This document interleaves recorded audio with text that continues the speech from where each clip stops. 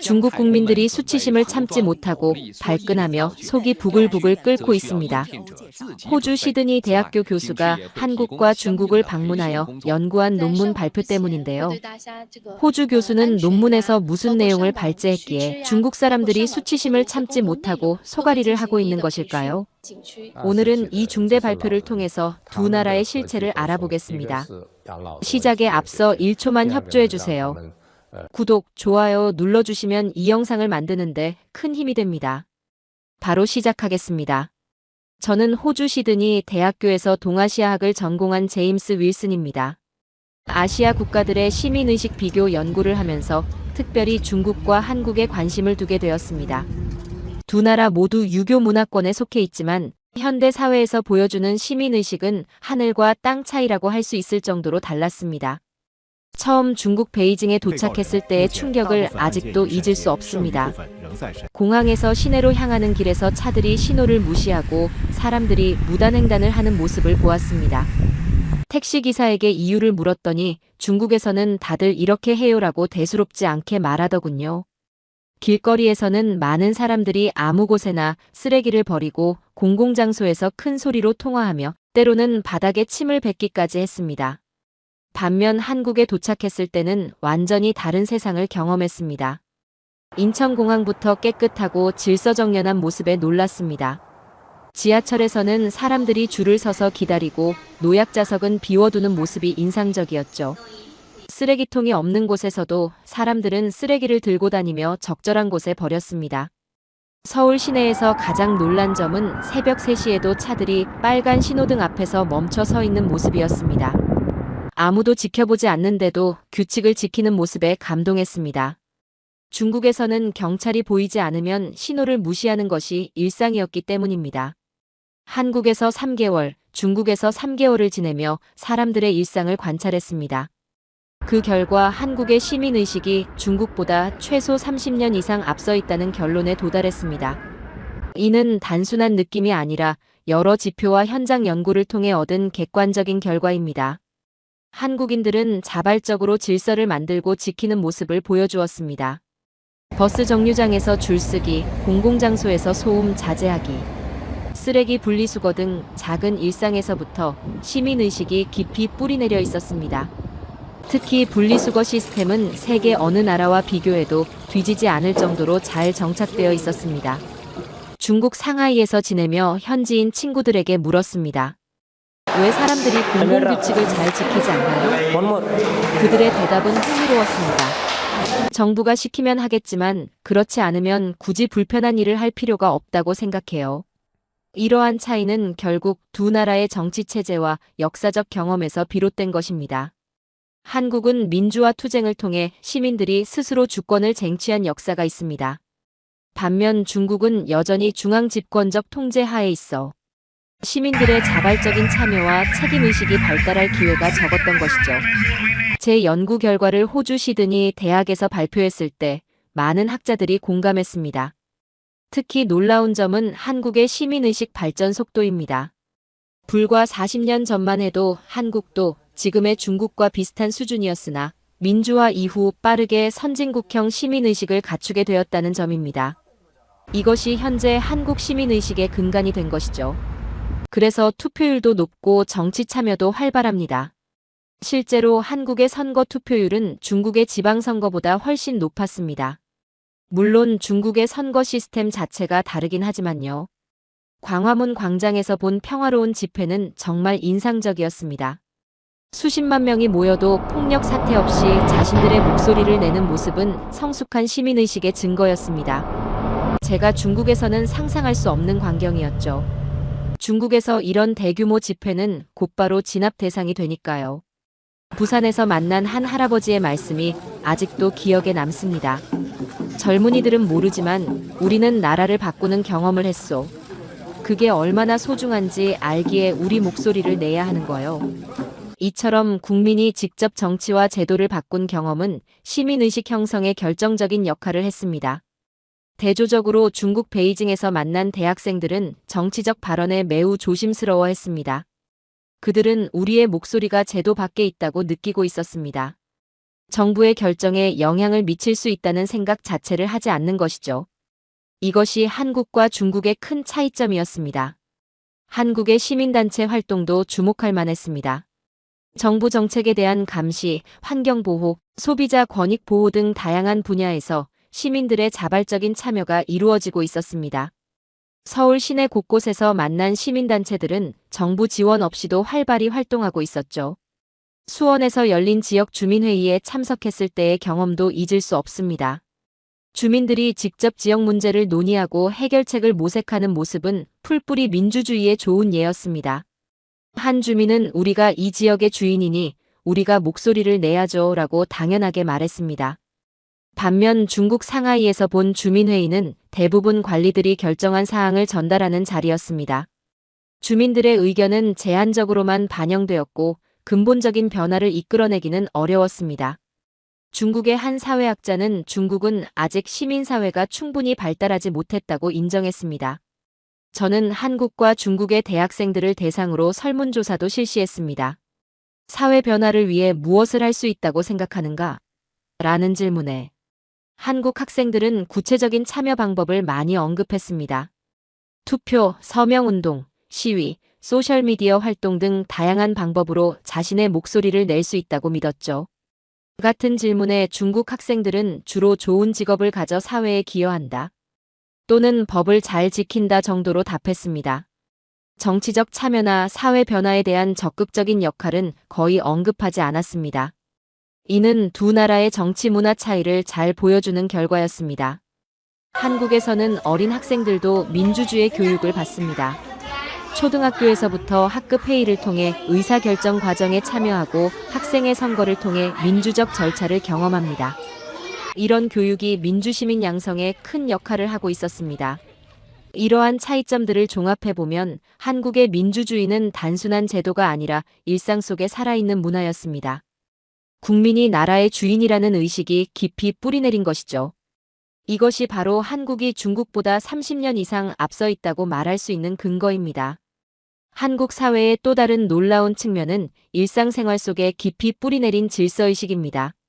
제가 서울 지하철을 처음 탔을 때 승객들이 줄을 서서 기다리는 모습에 깊은 인상을 받았습니다. 특히 출퇴근 시간대처럼 사람이 많은 상황에서도 질서가 유지되는 것이 놀라웠습니다. 중국 베이징이나 상하이의 지하철에서는 문이 열리기 무섭게 사람들이 밀치고 들어가는 혼란스러운 모습을 자주 볼 수 있었습니다. 그곳에서는 먼저 들어가는 것이 중요했지만 한국에서는 질서 있게 들어가는 것이 중요했습니다. 한국의 분리수거 시스템도 세계적인 수준입니다. 서울의 한 아파트 단지에서 일주일을 머물렀는데 처음에는 복잡한 분리수거 규칙에 당황했습니다. 플라스틱, 종이, 캔, 병 등을 세세하게 구분해야 했습니다. 호스트 가족은 이건 우리의 일상이에요. 어릴 때부터 익숙해져 있죠 라고 말했습니다.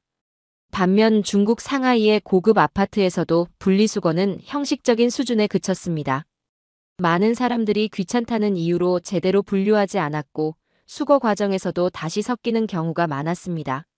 한국의 교통 질서도 인상적입니다. 서울 시내에서는 보행자 신호를 지키지 않는 사람을 찾기 어려웠습니다. 심지어 새벽 시간에 차가 오지 않는 상황에서도 사람들은 빨간불에 멈춰 서서 기다렸습니다. 이는 중국의 도시에서는 상상하기 어려운 광경이었습니다. 대구에서 만난 한 택시기사는 이렇게 말했습니다. 우리나라 사람들은 질서를 무의식적으로 지킵니다. 누가 지켜보지 않아도 스스로 규칙을 따르죠. 이런 말을 들으며 한국인들의 질서의식이 단순한 규율이 아니라 문화로 정착되었다는 것을 실감했습니다. 코로나 팬데믹 시기에 한국과 중국의 차이는 더욱 두드러졌습니다. 한국에서는 정부의 강제 조치 없이도 시민들이 자발적으로 마스크를 착용하고 사회적 거리두기를 실천했습니다. 제주도에서 만난 한 관광객은 우리 모두의 안전을 위한 일이니 당연히 협조해야죠 라고 말했습니다. 중국에서는 정부의 엄격한 통제와 감시 하에서야 방역 조치가 이루어졌습니다. 베이징의 한 주민은 정부가 시키니까 하는 것이지 자발적으로 하는 건 아니에요 라고 솔직하게 말했습니다. 이러한 차이는 두 나라의 시민의식 격차를 여실히 보여주었습니다. 한국에서는 공공장소에서 소리 지르거나 시끄럽게 하는 행동을 삼가는 문화가 있었습니다. 부산의 한 카페에서 시간을 보내며 관찰했는데 사람들이 전화 통화를 할 때도 작은 목소리로 말하거나 밖으로 나가서 통화하는 모습이 인상적이었습니다. 중국 베이징의 한 카페에서는 사람들이 큰 소리로 통화하는 것이 일상적이었습니다. 주변 사람들에게 방해가 될 수 있다는 생각보다는 자신의 편의를 우선시하는 모습이었죠. 이런 작은 차이들이 모여 두 나라의 공공장소 문화를 형성하고 있었습니다. 한국의 공공화장실 문화도 주목할 만했습니다. 서울의 지하철역이나 공원의 화장실은 놀랍도록 깨끗했습니다. 사용자들이 스스로 청결을 유지하려는 노력이 보였고 화장지나 물을 아껴 쓰는 모습도 인상적이었습니다. 이는 공공의 것을 자신의 것처럼 아끼는 의식의 표현이었습니다. 반면 중국의 공공화장실은 지역에 따라 편차가 컸습니다. 베이징의 번화가에 있는 화장실은 괜찮았지만 조금만 벗어나면 상태가 급격히 나빠졌습니다. 사용자들이 청결 유지에 협조하지 않는 경우가 많았고 공공시설을 아끼는 의식이 부족했습니다. 한국의 길거리는 매우 깨끗했습니다. 인천에서 강릉까지 여행하면서 길거리에 버려진 쓰레기를 거의 볼 수 없었습니다. 담배꽁초 하나 없는 깨끗한 거리는 시민들의 높은 의식 수준을 반영하는 것이었습니다. 중국에서는 관광지나 번화가는 깨끗했지만 일반 주거지역은 쓰레기 관리가 미흡한 경우가 많았습니다. 이러한 일상 속 질서의식이야말로 한국이 선진국으로 발돋움한 숨겨진 힘이라고 생각합니다. 국민들의 자발적인 참여와 협조는 어떤 법이나 제도보다 강력한 사회적 자산이 되었습니다. 한국 사회의 또 다른 놀라운 면모는 바로 기부와 자원봉사 문화입니다. 제가 서울에서 처음 경험한 것은 겨울철 구세군의 자선 냄비였습니다. 영하의 날씨에도 불구하고 많은 사람들이 멈춰서서 자발적으로 기부하는 모습에 감동받았습니다. 세계 기부 지수에서 한국은 꾸준히 상위권을 유지하고 있습니다. 특히 월드비전이나 유니세프 같은 국제 구호단체의 정기 후원자 수가 인구 대비 세계 최상위권이라는 사실은 정말 놀라웠습니다. 서울의 한 월드비전 담당자는 한국인들은 자신들이 어려웠던 시절을 기억하기 때문에 더 적극적으로 나눔에 참여합니다라고 설명했습니다. 중국에서도 기부 문화가 성장하고 있지만 아직 정부 주도적인 성격이 강했습니다. 한국의 자원봉사 문화도 매우 발달해 있었습니다. 부산의 한 해변 정화 활동에 참여했을 때 다양한 연령대의 시민들이 자발적으로 모여 쓰레기를 줍는 모습을 보았습니다. 특히 어린 아이들과 함께 온 가족들이 많았는데 이는 나눔과 봉사의 가치를 어릴 때부터 배우는 한국 교육의 특징을 보여주는 것이었습니다. 제가 가장 감명받은 것은 한국의 헌혈 문화였습니다. 서울역 근처에서 대학생들이 자발적으로 헌혈 캠페인을 벌이는 모습을 보았습니다. 한 학생은 저희는 학교에서 정기적으로 헌혈 캠페인을 해요. 누군가의 생명을 살릴 수 있다는 것이 보람됩니다라고 말했습니다. 비교적 중국의 헌혈 문화는 아직 초기 단계였습니다. 베이징의 한 혈액원 관계자는 중국에서는 아직 자발적 헌혈보다는 가족이나 지인이 수혈이 필요할 때 헌혈하는 경우가 많습니다라고 설명했습니다. 한국의 기독교 문화도 나눔과 봉사 정신에 큰 영향을 미치고 있었습니다. 특히 구세군이나 여러 교회들의 사회봉사 활동은 주목할 만했습니다. 대전의 한 교회에서는 매주 노숙자들을 위한 급식 봉사를 하고 있었는데 교인들이 자발적으로 참여하는 모습이 인상적이었습니다. 성경 말씀에서 강조하는 내 이웃을 내 자신과 같이 사랑하라는 가르침이 한국 사회에 깊이 뿌리내리고 있었습니다. 한 목사님은 우리가 받은 축복을 나누는 것은 신앙인으로서의 의무입니다라고 말씀하셨습니다. 제가 연구 중에 알게 된 놀라운 사실은 한국의 기부 문화가 이제 세대를 넘어 이어진다는 점이었습니다. 저는 강원도의 한 작은 마을에서 연로하신 할머니를 만났는데 그분은 매달 받는 연금의 일부를 꾸준히 기부하고 계셨습니다. 내가 어려울 때 도움 받았으니 이제 내가 도울 차례라는 말씀이 가슴에 깊이 남았습니다. 중국의 경우 기부와 자원봉사 문화가 주로 젊은 세대와 도시 지역에 국한되어 있었습니다. 농촌 지역이나 노년층에서는 아직 이러한 문화가 널리 퍼지지 않았습니다. 상하이의 한 노인은 우리 세대는 기부보다는 가족을 돌보는 것이 우선이라고 생각합니다라고 말했습니다. 한국의 기업들도 사회적 책임에 적극적이었습니다. 대기업들은 각종 사회 공헌 활동을 통해 지역사회에 환원하고 있었고 직원들의 자원봉사 활동도 적극 장려하고 있었습니다. 서울의 한 대기업 임원은 기업의 성공은 사회의 지지 없이는 불가능합니다. 그래서 우리는 사회에 돌려주는 것이 당연하다고 생각합니다라고 말했습니다. 중국의 기업들도 최근 들어 사회 공헌에 관심을 기울이고 있지만 아직은 홍보나 정부와의 관계 개선 목적이 강한 경우가 많았습니다. 베이징의 한 기업인은 중국에서는 기업의 사회적 책임이 아직 의무가 아닌 선택으로 여겨집니다라고 털어놓았습니다. 한국의 선진국 지표는 GDP나 경제 규모가 아니라 시민들의 자발적인 참여와 나눔의 문화에 있었습니다. 이것이야말로 진정한 선진 시민의식의 척도라고 생각합니다.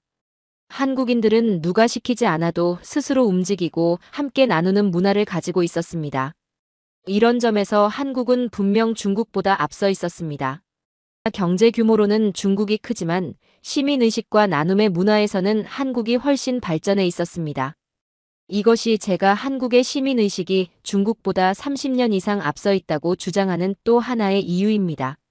한국과 중국 사회의 가장 큰 차이점은 바로 자율과 통제의 관점에서 명확하게 드러납니다. 제가 두 나라를 연구하면서 발견한 가장 극적인 차이는 시민들이 어떻게 행동하고 결정을 내리는가에 있었습니다. 서울의 한 대학교에서 학생들을 관찰했을 때 그들은 자유롭게 토론하고 자신의 의견을 표현했습니다. 심지어 정부 정책에 대한 비판적인 내용도 거침없이 이야기했습니다. 수업 시간에 교수님의 견해에 반대 의견을 제시하는 학생들도 있었습니다. 이런 광경은 중국 대학에서는 상상하기 어려웠습니다. 베이징의 대학교에서는 정치적 주제에 관한 토론이 매우 제한적이었고 학생들은 공개적으로 정부를 비판하는 것을 꺼렸습니다. 중국 학생은 우리는 어떤 이야기가 안전한지 잘 알고 있습니다. 그 선을 넘지 않는 것이 중요해요라고 말했습니다. 팬데믹 기간 동안의 경험도 매우 대조적이었습니다. 한국에서는 정부가 시민들의 자율적 판단을 존중하면서 방역 지침을 제시했습니다. 시민들은 강제가 아닌 자발적으로 마스크를 착용하고 사회적 거리두기를 실천했습니다.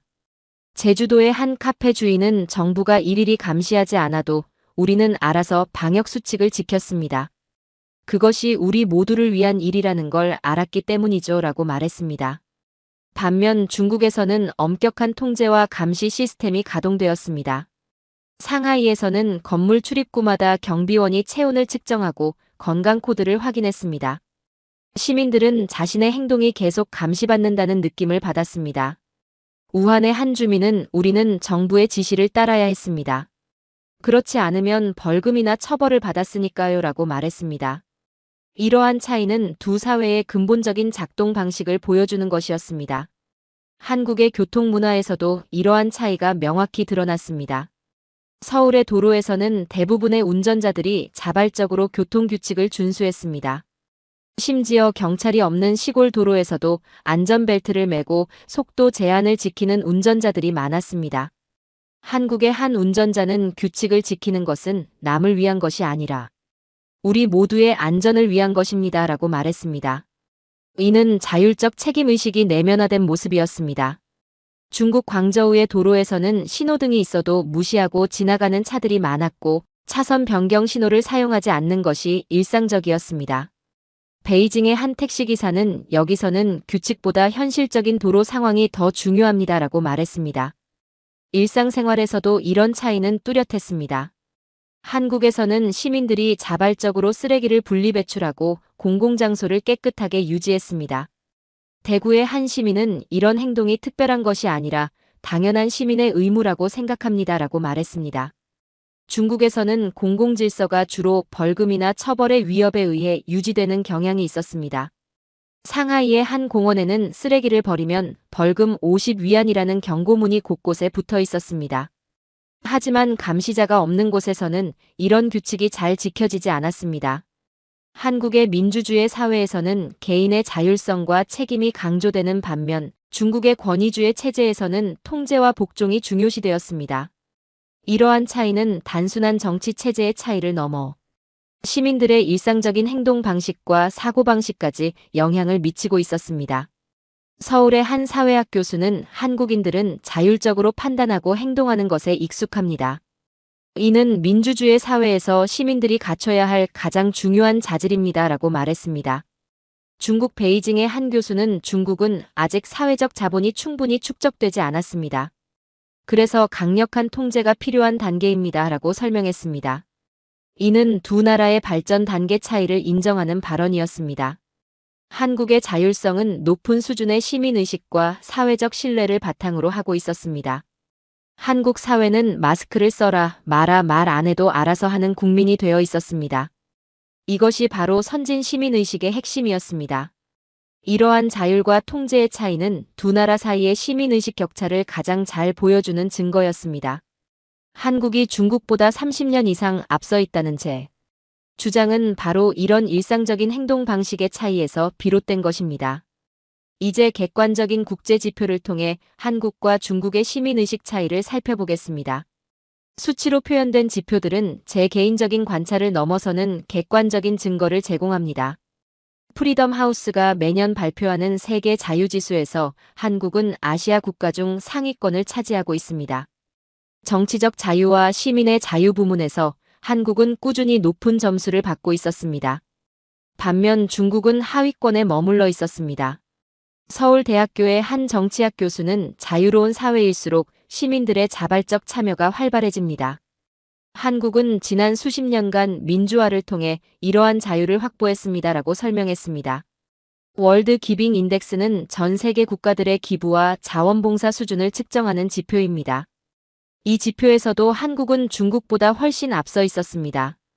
특히 낯선 사람을 돕는 행위나 자원봉사 참여율에서 큰 차이를 보였습니다. 부산의 한 자원봉사센터 책임자는 우리나라는 기부와 봉사가 문화로 자리 잡았습니다. 특히 젊은 세대들의 참여가 매우 활발합니다라고 말했습니다. 실제로 한국의 대학생들 사이에서는 해외 봉사활동이 인기 있는 프로그램이었습니다.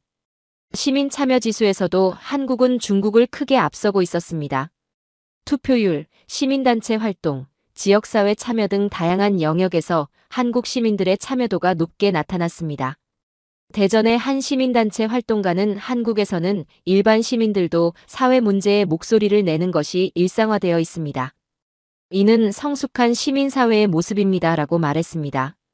환경의식 측면에서도 큰 차이가 있었습니다. 환경성과지수에서 한국은 아시아 국가 중 상위권을 유지하고 있었습니다. 특히 대기질 관리와 폐기물 처리 시스템에서 높은 평가를 받았습니다. 제주도의 한 환경운동가는 우리는 환경보호가 단순한 정부 정책이 아니라 시민의 책임이라고 생각합니다. 그래서 많은 시민들이 자발적으로 환경보호 활동에 참여합니다라고 말했습니다. 디지털 시민의식 지수에서도 한국은 세계 최상위권에 속해 있었습니다. 온라인상에서의 예절과 책임 있는 행동, 디지털 리터러시 등 여러 측면에서 한국 시민들은 높은 수준을 보여주었습니다. 서울의 한 IT 전문가는 한국은 디지털 기술 발전뿐만 아니라 디지털 시민의식도 함께 발전했습니다. 이는 미래 사회에서 매우 중요한 경쟁력입니다라고 강조했습니다. 투명성 국제기구에서 발표하는 부패인식 지수에서도 한국은 중국보다 훨씬 높은 순위를 차지했습니다. 공직자의 청렴도와 사회 전반의 투명성이 시민의식의 중요한 척도라는 점에서 이 지표는 의미가 깊었습니다. 국제적인 연구기관들의 분석에 따르면 이러한 모든 시민의식 관련 지표에서 한국은 중국보다 최소 20년에서 30년 이상 앞서 있는 것으로 나타났습니다. 일부 지표에서는 그 격차가 더 크게 벌어지기도 했습니다. 중요한 것은 이러한 차이가 점점 더 커지고 있다는 점입니다. 한국은 이미 높은 수준에서 꾸준히 발전하고 있는 반면 중국은 경제 성장에 비해 시민의식의 발전 속도가 상대적으로 느린 것으로 나타났습니다. 상해의 한 사회학자는 중국의 시민의식이 경제 성장 속도를 따라가지 못하는 것은 분명한 현실입니다.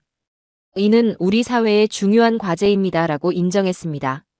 이러한 객관적인 지표들은 제가 현장에서 관찰한 내용을 뒷받침해주는 강력한 증거였습니다.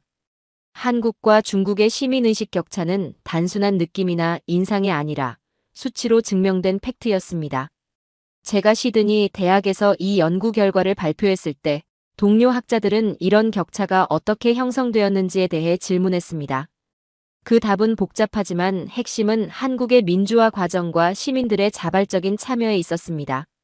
여러분은 왜 국가 간 시민의식의 차이가 그렇게 중요한지 궁금하실 수 있습니다. 제가 두 국가를 연구하면서 깨달은 가장 중요한 통찰은 경제 성장보다 더 중요한 것이 바로 문화의 내공이라는 점이었습니다.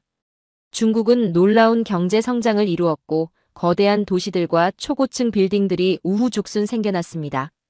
그러나 이런 외형적 성장만으로 진정한 선진국이 될 수 있을까요? 제 연구는 그렇지 않다는 것을 분명히 보여주었습니다. 서울의 한 역사학자는 저에게 이렇게 말했습니다. 진정으로 강한 나라는 국민의 의식이 높은 나라입니다. 경제적 풍요는 한순간에 무너질 수 있지만 국민의식은 쉽게 사라지지 않습니다. 이 말은 한국과 중국의 차이를 가장 잘 설명해주는 말이었습니다. 한국의 민주화 과정에서 보여준 시민들의 성숙한 모습은 깊은 인상을 주었습니다. 정권이 바뀌고 정치적 혼란이 있어도 사회의 기본 질서는 흔들리지 않았습니다. 부산의 한 노인은 우리는 어려운 시절을 겪으며 배웠습니다. 정부가 아닌 국민이 나라를 지킨다는 것을요라고 말씀하셨습니다. 이에 비해 중국은 여전히 강력한 중앙정부의 통제에 의존하고 있었습니다. 베이징의 한 정치학자는 중국 사회는 아직 정부의 지도 없이는 스스로 질서를 유지하기 어려운 단계입니다 라고 인정했습니다. 시민의식이 곧 그 나라의 품격을 결정합니다. 한국 사회에서는 서로를 배려하는 문화가 일상에 녹아 있었습니다. 버스에서 노약자에게 자리를 양보하고 혼잡한 지하철에서도 조용히 질서를 지키는 모습은 매우 인상적이었습니다. 제주도의 한 관광지에서 만난 현지인은 우리는 남을 배려하는 것이 결국 나에게도 좋다는 것을 압니다라고 말했습니다. 이러한 의식은 단기간에 형성되는 것이 아니라 오랜 시간에 걸쳐 사회적으로 내면화된 가치였습니다. 어느 날 서울의 한 거리에서 교통사고를 목격했습니다. 놀라웠던 것은 주변 시민들의 반응이었습니다. 여러 사람들이 즉시 달려와 부상자를 돕고 교통정리를 하고 경찰에 신고했습니다. 누구의 지시도 없이 자발적으로 움직이는 모습이 매우 감동적이었습니다. 이와 대조적으로 중국 광저우에서 목격한 사고 현장에서는 대부분의 사람들이 구경만 하거나 지나쳐갔습니다. 한 중국 친구는 선한 사마리아인 법이 없어서 돕다가 오히려 책임을 지게 될까 두려워하는 사람들이 많다고 설명했습니다. 한국에서 가장 인상 깊었던 것은 국가적 위기 상황에서 보여준 시민들의 단결력이었습니다. 세월호 사건이나 코로나 팬데믹과 같은 위기 상황에서 한국 국민들은 서로 도우며 어려움을 극복했습니다. 광주의 한 시민은 우리는 어려울 때 더 하나가 됩니다. 그것이 우리의 강점입니다 라고 말했습니다. 중국에서도 국가적 위기 상황에서 시민들의 단결력을 볼 수 있었지만 그것은 종종 정부의 강력한 지시와 통제 하에 이루어졌습니다. 자발적인 움직임보다는 조직적인 동원의 성격이 강했습니다. 국민이 깨어있으면 나라가 무너지지 않습니다. 이 말은 서울의 한 시민운동가가 저에게 해준 말인데 한국 사회의 본질을 정확히 짚어낸 것 같습니다. 경제적 어려움이나 정치적 혼란이 있더라도 깨어있는 시민의식이 사회를 지탱하는 근간이 된다는 것입니다. 이러한 시민의식의 차이는 향후 두 나라의 발전 방향에도 큰 영향을 미칠 것입니다. 경제 성장만으로는 설명할 수 없는 삶의 질과 사회적 신뢰, 그리고 국가의 지속 가능성을 결정짓는 것이 바로 시민의식이기 때문입니다. 인천공항에서 만난 한 공무원은 한국이 선진국이 된 것은 단순히 경제적 성장 때문이 아닙니다. 국민들의 의식 수준이 높아졌기 때문입니다. 라고 자부심을 표현했습니다. 이 말에 저는 깊이 공감했습니다. 이제 제 연구 여정을 마무리하며 우리가 얻은 깨달음을 정리해 보려 합니다. 한국과 중국을 비교하며 수개월간 관찰하고 연구한 결과 저는 자신 있게 말할 수 있습니다. 한국은 경제 대국이 아닌 시민 대국입니다. 호주로 돌아와 시드니 대학에서 제 연구 결과를 발표했을 때 많은 학자들이 공감했습니다. 경제적 지표만으로 국가의 발전 수준을 평가하는 것은 불완전하다는 것이죠. 진정한 선진국은 국민들의 의식 수준에서 드러납니다. 한국의 정치는 때때로 혼란스러울 수 있습니다. 여러 사회적 갈등과 정치적 대립이 존재합니다. 하지만 그럼에도 불구하고 한국 사회가 안정적으로 유지되는 것은 바로 국민의식이 튼튼하게 뿌리내렸기 때문입니다. 대한민국의 어느 작은 마을에서 만난 할아버지의 말씀이 아직도 기억에 남습니다. 정치인들은 오고 가지만 국민은 영원합니다.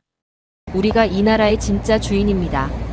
이 말씀은 한국 사회의 근간을 정확히 표현한 것이었습니다. 중국의 경제 발전은 분명 인상적입니다. 그러나 국민의식의 발전은 경제 성장보다 더 오랜 시간이 필요합니다. 베이징 대학의 한 교수는 중국이 진정한 선진국이 되려면 국민의식의 성숙이 필요합니다. 이는 하루아침에 이루어질 수 없습니다라고 인정했습니다. 서울의 강남역에서 퇴근 시간에 지하철을 기다리는 사람들을 관찰했습니다. 수백 명의 사람들이 질서 있게 줄을 서서 기다리는 모습은 그 자체로 하나의 아름다운 풍경이었습니다.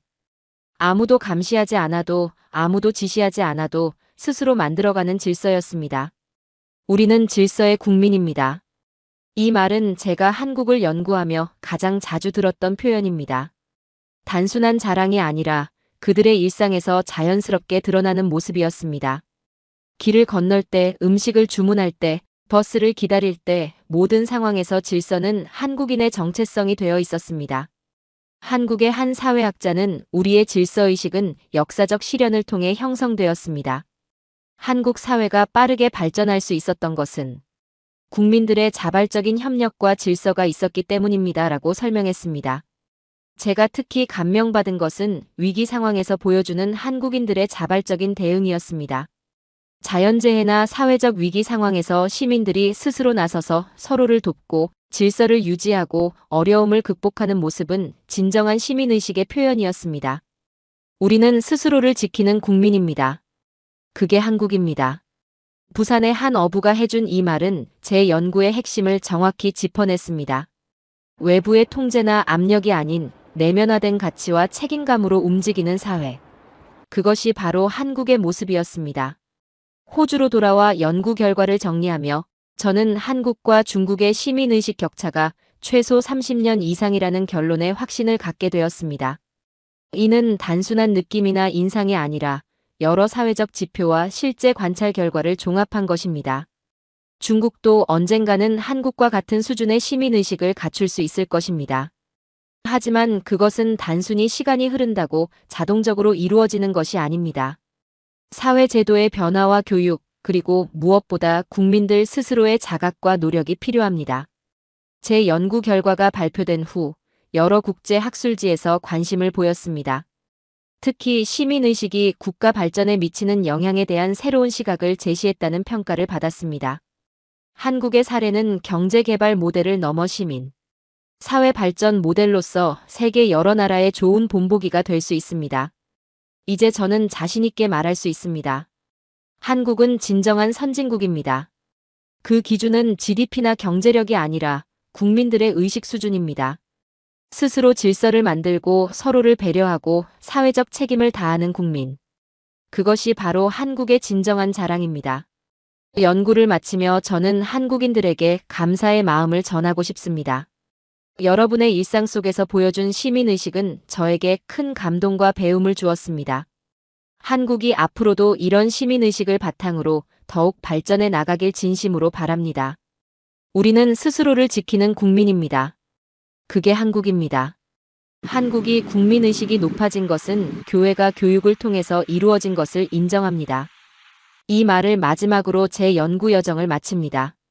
감사합니다.